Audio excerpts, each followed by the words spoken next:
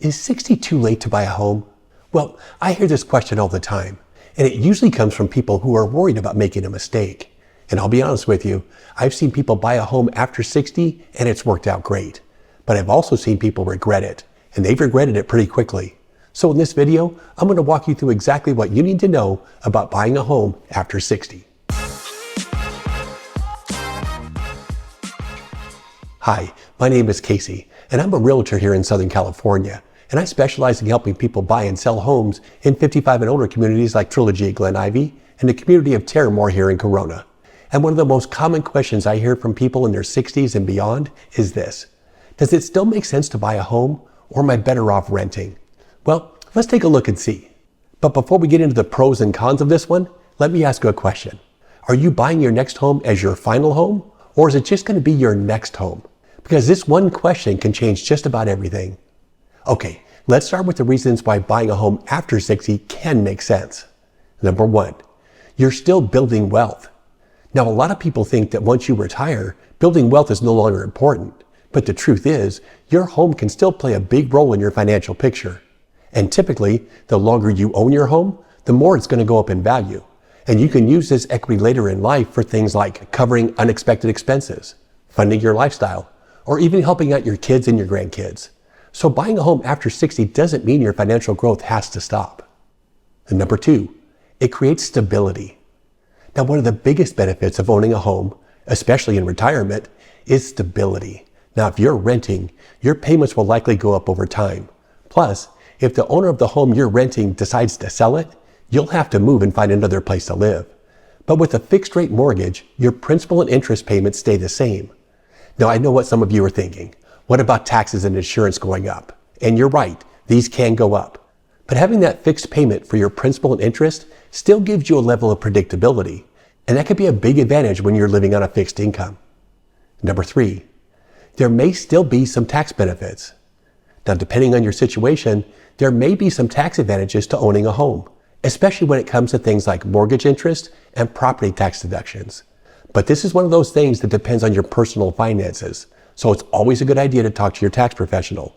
But for many of the people I work with, these benefits can help make owning a home much more affordable. And number four, leaving something behind. Now, this is a really big one for a lot of people that I talk to. But owning a home gives you the opportunity to leave behind something meaningful.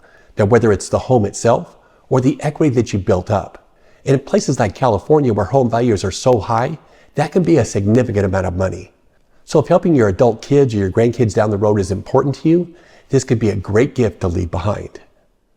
Now, so far, this probably sounds like buying a home after 60 makes a lot of sense. But here's what I've learned after doing this for several years now. The biggest regrets I see don't come from buying a home. They usually come from buying the wrong home or buying for the wrong reasons. So let's talk about when it might not be a good idea to buy a home after 60. But before we move on, if you're finding this video helpful so far and you'd like to see more videos about buying or selling a home as a senior, make sure you hit that subscribe button down below. Now, I post videos every week about housing issues that can impact seniors. Okay, so let's look at some of the reasons when buying a home after 60 could be a mistake.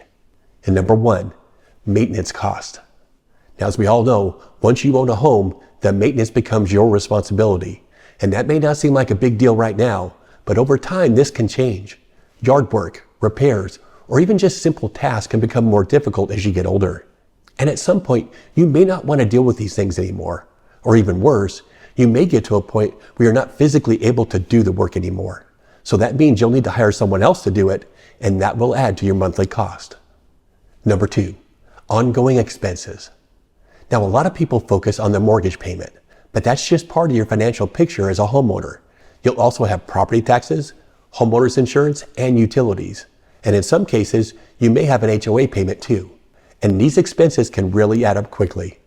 Now, here in Corona, property taxes alone are between 1.1 to 1.7% depending on the community. And the reality is, these costs could go up. And don't forget about homeowners insurance. Now, in the past few years here in California, homeowners insurance has skyrocketed. And not many people saw this one coming. So a lot of people didn't plan for these huge increases. So it's important to really look at the numbers when you're trying to establish a budget in retirement. Number three, you lose flexibility. Now, one of the biggest advantages of renting is the flexibility you get. Now, if something changes in your life, the things like your health, your finances, or your plans, it's relatively easy to pick up and move. But when you own a home, selling takes time. And depending on the market, it can take longer than you expect. Plus, you'll have the additional cost of selling your home too. So if you're not completely sure where you want to be long term, renting might actually be a better option. So is 60 too late to buy a home? Well, the truth is, it really depends. Now, I've seen people in their 60s and 70s buy a home, and it's ended up being a great decision. But I've also seen people rush into buying a home, and they've ended up regretting it. So the key is to make sure a home fits your financial situation, your lifestyle, and your long-term plans. Because at this stage of life, it's not just about buying a home. It's about making a decision that gives you a peace of mind and makes sense financially. So if you're trying to figure out whether buying or renting makes more sense for you, let's get together and have a conversation. I'd love to walk you through your options and help you figure out what actually makes the most sense for you. Now, I'll put my contact information up on the screen, so feel free to reach out anytime. Now, thanks again for watching, and I'll see you in the next video.